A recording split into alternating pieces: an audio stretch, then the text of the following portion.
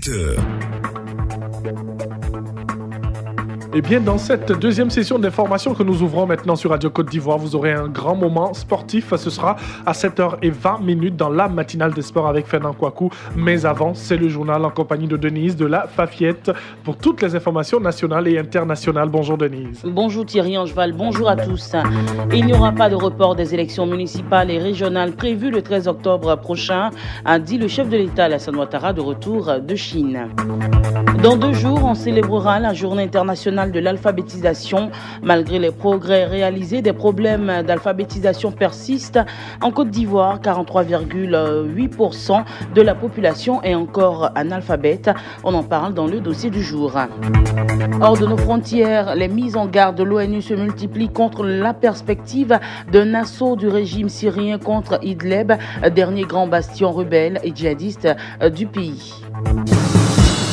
Et c'est le journal que vous suivez sur la radio numéro 1 sur l'info et le sport. Le président de la République est rentré hier de Chine, où il y était depuis le 29 août dernier en visite d'État.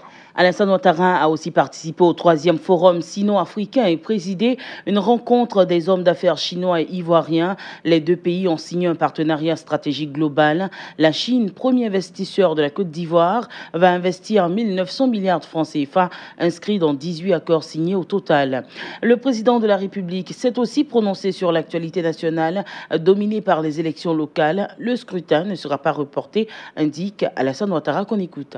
Déjà, en mi-août, le président du PDCI-RDA m'avait saisi pour souhaiter éventuellement un report des élections suite à notre entretien, l'entretien que nous avons eu, lui et moi, le 8 août. Alors, je lui ai écrit, je lui ai répondu que, en fait, je lui avais bien dit à l'occasion de cet entretien que la réforme de la composition de la commission électorale indépendante concernait l'élection présidentielle de 2020. Donc évidemment, il a reconnu que c'était cela et par conséquent, il n'y aura pas de report des élections prévues le 13 octobre. En tout état de cause, lui et moi ne sommes pas candidats, donc il n'y a pas de problème. Le chef de l'État, Alassane Ouattara. Et le Centre régional de sécurité maritime de l'Afrique de l'Ouest et 3 autres centres maritimes multinationaux de coordination vont se doter en personnel. Une réunion de 3 jours se tient depuis hier mercredi à la représentation de la CEDEAO ici à Abidjan. Les participants vont tabler sur le choix du personnel approprié pour ces outils sécuritaires maritimes, nous fait savoir Diakité Ibrahim.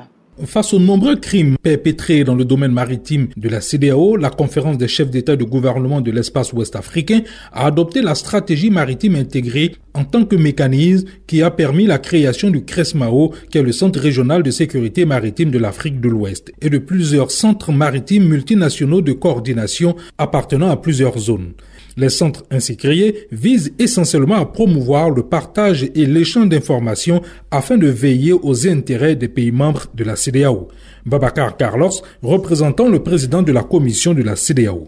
Cette stratégie a été adoptée en droite ligne du processus de Yaoundé qui vise à faire du golfe de Guinée un domaine maritime commun, débarrassé de la piraterie, des attaques à main armée et des autres actes illicites commis en mer, de manière à faire profiter nos États et nos populations des énormes richesses qui existent dans l'océan Atlantique. La réunion relative à la dotation personnelle des centres maritimes de coordination de la CEDEAO vise à procéder à la rotation des personnels en vue d'améliorer la coordination au niveau stratégique, opérationnel et tactique entre les centres maritimes de coordination. Un enjeu assez important que relève le professeur Ouattabouna Ouattara, directeur général de l'intégration représentant le ministre Ali Koulibaly. Il est difficile pour un pays, à lui tout seul, d'apporter une réponse pertinente et efficace. Nous avons également certaines menaces maritimes et il est important que nous puissions apporter des réponses durables et des réponses efficaces. Et parlons religion. Le dernier contingent de pèlerins musulmans du groupe étatique est arrivé hier mercredi avec à son bord 500 pèlerins ayant accompli le Hajj 2018. Ils ont été accueillis à leur descente d'avion par le ministre de l'Intérieur et de la Sécurité. Au nom du chef de l'État, Sidiki Diakité a dit sous réserve du bilan final sa satisfaction pour l'édition 2018 du pèlerinage à la Mecque. Il a demandé aux pèlerins de poursuivre leur prière pour la cohésion et la paix en Côte d'Ivoire. Les pèlerins justement font part de leur satisfaction au micro de Diakité Ibrahim. Imam Moudraogo Sidi Boubakari, vraiment ce pèlerinage était une occasion pour moi de remercier Allah subhanahu wa ta'ala parce que dans la vie d'un musulman, c'est le rêve de pouvoir accomplir le Hajj, ne serait-ce qu'une fois dans sa vie. Ça a été le premier Hajj. Je l'ai effectué comme si j'avais fait plusieurs fois le Hajj parce que j'ai été bien encadré. Donc l'encadrement, vraiment, on doit le féliciter, Inch'Allah. Vraiment, c'est très bien passé. On remercie beaucoup le président Ouattara et le bon Dieu et le gouvernement et le commissaire des Hajj. Vraiment, on compte encore venir encore prochainement avec le gouvernement, avec ma femme. Logement. Ah non, pèlerinage de Côte d'Ivoire, il n'y a pas sondé. Que Dieu donne longue vie à le président de la République. De la religion à la culture, Denise. Depuis mardi se tient la 18e édition du festival Clap Ivoire, organisé par l'Office national du cinéma de Côte d'Ivoire, ONACCI. C'est un concours de courts-métrages, notamment des documentaires et des fictions destinées aux jeunes réalisateurs des pays membres de l'UMOA. Yao François, directeur général de l'Office national du cinéma de Côte d'Ivoire, qu'on écoute. Le cinéma est un secteur porteur par les emplois et surtout les ressources financières qui le génèrent et qui font rêver.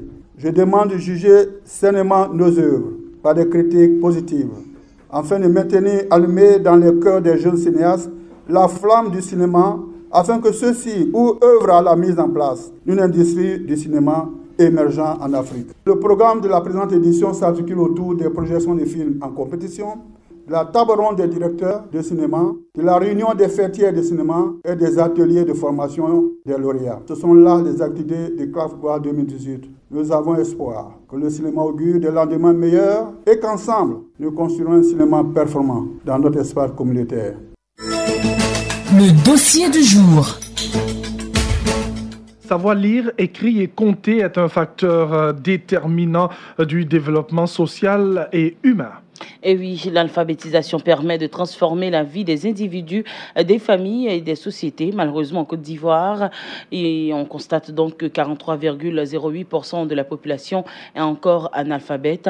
En prélude à la journée internationale de l'alphabétisation qui sera célébrée le 8 septembre prochain, Maïs Sanogo nous propose ce dossier qui est dit par Ange Quadio. Kone Ibrahim est chauffeur de taxi communal. N'ayant jamais mis les pieds à l'école, il ne sait ni lire ni écrire. C'est une situation regrettable pour lui. Sincèrement, je regrette pourquoi je n'ai pas été à l'école pour pouvoir mieux m'exprimer en français. Ça même, ce n'est pas le problème. Et de savoir lire et écrire. Vraiment, moi-même, j'ai un enfant. J'ai un garçon de 5 ans et puis une fille de 10 ans. 5 ans même là, derrière, il va au jardin. Ce qui m'est arrivé là, je ne veux pas que ça n'arrive à mes enfants. Pour Ben Touré, qui habite à Abobo, bon nombre d'analphabètes cachent leur handicap. Ils refusent qu'on leur vienne parfois en aide. Dans tous les milieux, il y a beaucoup d'analphabètes, mais ils n'acceptent pas de s'identifier. Quand ils les approchent et ils prennent ça comme une maladie, peut-être qu'ils gardent pour eux seuls. Et pourtant, ils ont le problème. Je suis un commerçant, malheureusement, je suis un diplômé sans emploi, mais ça me donne beaucoup d'avantages. L'analphabétisme a de nombreuses conséquences. Cela dit, ceux qui ont pu bénéficier de l'instruction invitent les parents à inscrire leurs enfants à l'école. Gézo Patrice, je suis enseignant à Abobo. Si tu ne sais pas lire, tu ne sais pas écrire, tu es aveugle comme dans un trou. Tu es comme un homme sans ressources, sans repères. Les parents qui ne veulent pas laisser leurs enfants aller à l'école, d'abord, première des choses, ils ne les aiment pas. Or, l'amour est la base de toute action. Et ces parents-là doivent amener leurs enfants à l'école parce que c'est un crime contre leurs enfants. Déjà, il sait écrire mon nom, il sait me présenter, puis il sait tout ce que je veux faire. Lorsqu'il me rend quelque part, puis on affiche quelque chose, il sait de quoi il s'agit. Réduire le taux d'analphabétisme, le ramener de 43% à 20% d'ici à 2020, c'est l'ambition de la ministre de l'Éducation nationale, Kandia Kamara. Elle exhorte donc les personnes analphabètes à fréquenter les centres d'alphabétisation. Nous devons réduire de manière drastique le taux d'analphabétisme. J'exhorte toutes les couches sociales analphabètes à s'inscrire massivement dans les centres d'alphabétisation. C'est à ce prix que chacun pourra acquérir et renforcer ses capacités instrumentales et intégrées en vue de son autonomisation. Le monde compte aujourd'hui près de 4 milliards d'analphabètes. Parmi eux, près de 860 millions sont illettrés et 500 millions sont des femmes. Et nous allons à l'international avec un seul mot pour aujourd'hui. Eh bien, les mises en garde se multiplient contre la perspective d'un assaut du régime syrien contre Idlib, dernier grand bastion rebelle et djihadiste du pays. Les États-Unis ont convoqué pour vendredi une réunion du Conseil de sécurité de l'ONU, le jour même d'un sommet à Téhéran entre les présidents d'Iran, de Russie et de Turquie, censé sceller le sort de la province rebelle. Depuis la Maison-Blanche, Donald Trump a une nouvelle fois menacé le régime syrien des foudres américaines en cas de bain de sang. Voici qui m'a fait ce journal. Merci de nous avoir suivis. Restez toujours sur Radio Côte d'Ivoire. Je vous laisse en compagnie de Thierry Angeval. Merci Denise. Merci pour ce journal sur la radio numéro 1 sur l'info et le sport 1 sur l'info.